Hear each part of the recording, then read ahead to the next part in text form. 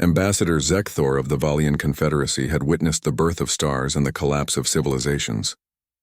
His compound eyes had seen wonders that would drive lesser species to madness.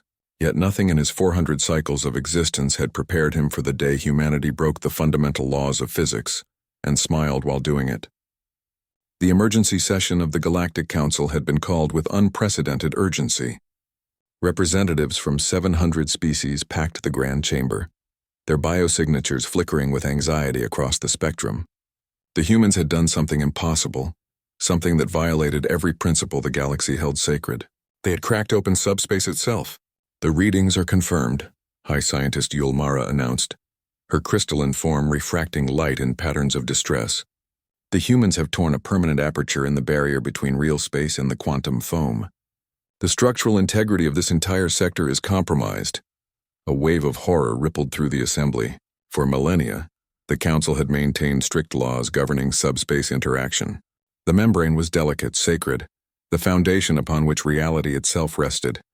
Even the ancient forerunners, at the height of their power, had treated it with reverence. "Bring in the human representative," Zekthor commanded, his mandibles clicking with barely contained fury. Captain Sarah Chen walked into the chamber with the casual confidence that seemed to define her species. She wore a simple uniform, her dark hair tied back, and carried herself with the posture of someone who had just completed a routine task rather than committed what amounted to cosmic blasphemy. "Captain Chen," Zekthor began, forcing his voice translator to remain neutral. "Do you understand what you have done?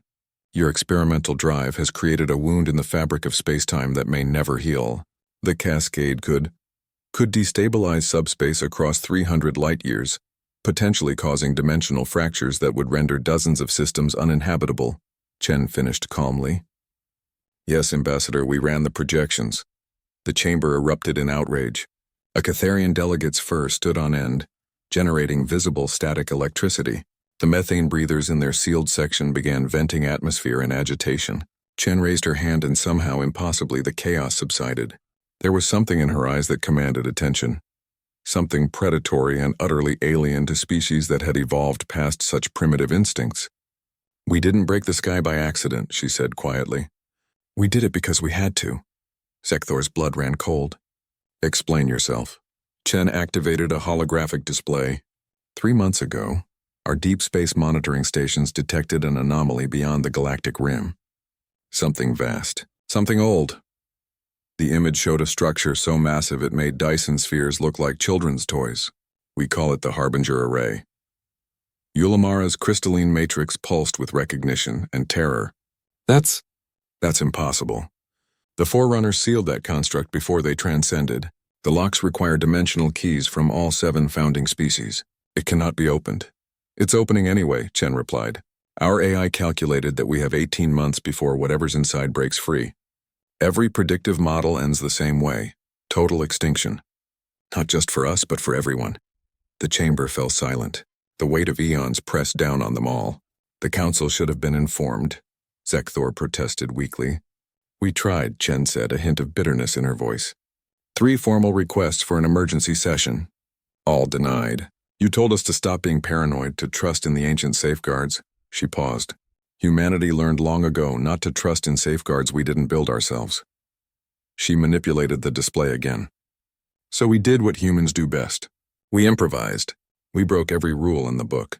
And yes, we tore a hole in subspace." The image shifted, showing the wound they had created. Not random, but precisely calculated. "We created a controlled breach that siphons energy from 11 dimensions simultaneously. It's a weapon, Ambassadors, the most powerful one ever conceived."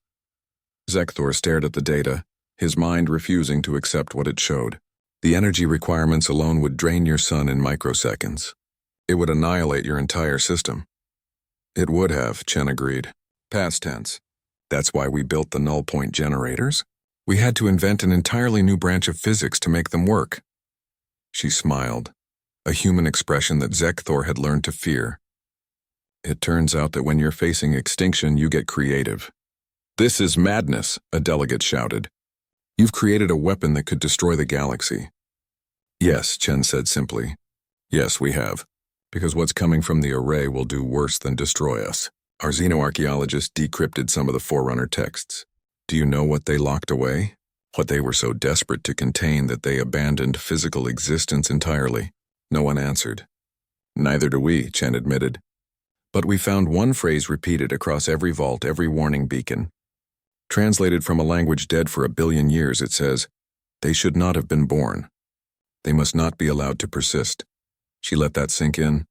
Whatever's in there, the forerunners, beings who could reshape matter with thought, chose extinction over facing it. The chamber remained frozen. Chen's words hung in the air like a death sentence. "So yes, we broke your laws. We shattered your taboos. We did the unthinkable." Her voice hardened. "Because while you were debating protocols and procedure, we were staring at a countdown to oblivion. Humanity doesn't have the luxury of ancient wisdom or evolutionary patience. We're barely out of our cradle, and we're already facing the galaxy's final exam." Zekthor felt something he hadn't experienced in centuries, genuine uncertainty. "What happens now?" Chen's expression softened slightly. "Now you have a choice. You can prosecute us for breaking the sky, waste time on trials and sanctions while the array opens, or..."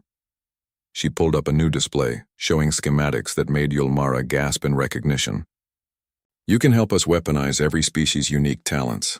The Valians have quantum processors that can run our targeting solutions.